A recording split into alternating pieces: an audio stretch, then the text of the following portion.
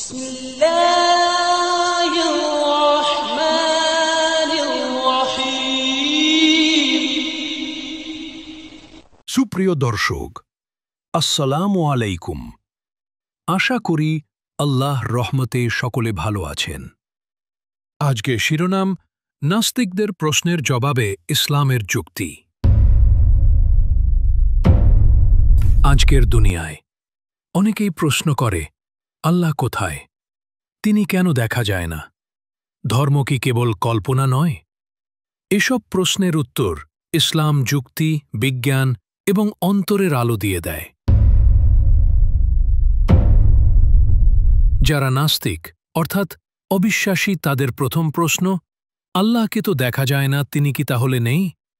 এর উত্তর হচ্ছে, ভাই, বাতাসকেও তো দেখা যায় না, কিন্তু আমরা জানি সে আছে, কারণ আমরা তার স্পর্শ অনুভব করি। তুমি তোমার আত্মাকে দেখো, ভালোবাসাকে দেখো, দেখো না কিন্তু অনুভব করো। ঠিক তেমনি যিনি সৃষ্টি করেছেন সবকিছু, তার অস্তিত্ব অনুভব করতে হয়, চোখ দিয়ে নয়, অন্তর দিয়ে।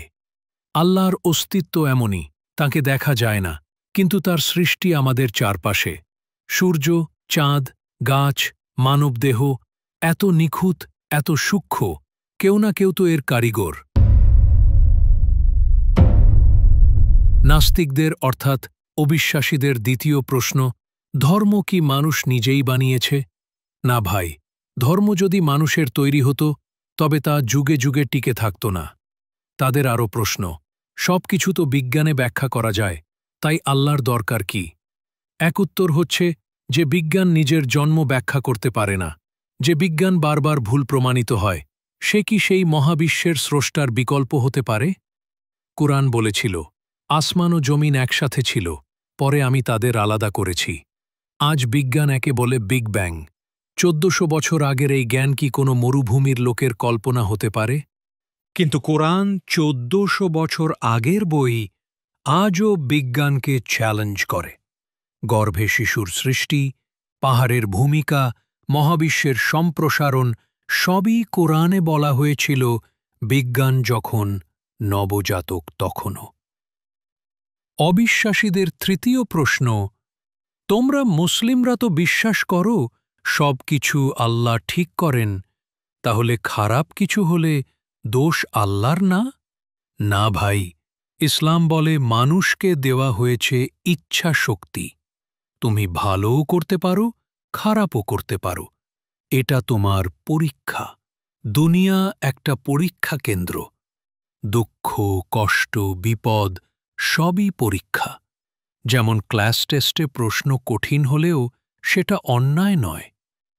অবিশ্বাসীদের চতুর্থ প্রশ্ন, আমি তো ভালো মানুষ, তবু ধর্ম মানি না, তাহলে কেন জান্নাতে যেতে পারব না? ভালো হওয়া গুরুত্বপূর্ণ, কিন্তু যে সৃষ্টি করেছে তার কথা না মানলে সেটা কি প্রকৃত ভালো? যেমন কেউ যদি তোমার বাড়িতে এসে ভালো ব্যবহার করে কিন্তু তোমাকে মানে না, তুমি কি খুশি হবে? আল্লাহ আমাদের সৃষ্টি করেছেন, তাই তার হক আছে যে আমরা তাকে চিনি, মানি, ভালোবাসি। অবিশ্বাসীরা বলে ধর্ম মানুষকে বিভাজিত করে। এর উত্তর, যে ধর্ম বলে সকল মানুষ এক আদমের সন্তান, সেখানে বিভাজনের কথা আসে কিভাবে? ইসলাম বলে কেউ ধনী বা গরিব নয়, কেউ কালো বা সাদা নয়, সবার মান এক। শুধু তাকওয়া, আল্লাহ ভীতি, যার যত বেশি সে তত মর্যাদাবান।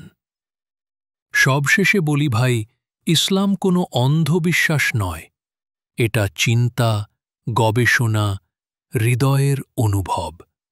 আল্লাহ বলেন, তারা কি চিন্তা করে না?